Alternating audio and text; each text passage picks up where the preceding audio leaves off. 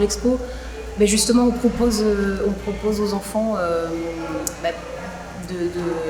de stimuler plusieurs sens et puis le corps en mouvement. Donc en fait, dans l'exposition, il va pouvoir se mouvoir, il va pouvoir expérimenter, bouger, se mettre dedans.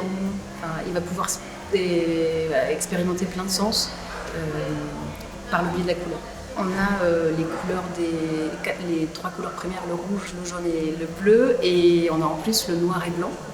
Mais ensuite, dans les autres espaces, on a toutes les couleurs de l'arc-en-ciel. Donc là, on a un espace sensoriel, englobant, immergent. Donc on peut rentrer dans les espaces, dans les sculptures.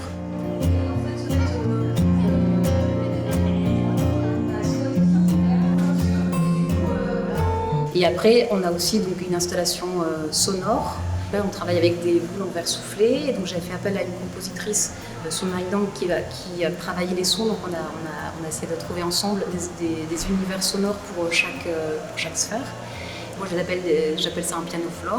Donc, c'est des flores et en les caressant, elles émettent des sons.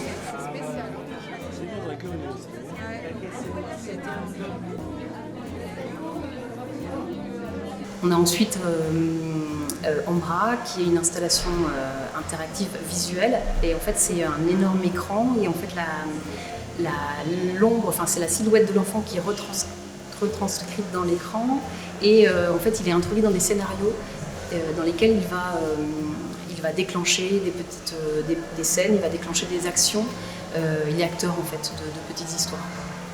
Ça m'est venu en visitant des expositions et en fait je ne retrouvais pas spécialement un côté réellement artistique en fait proposé aux enfants.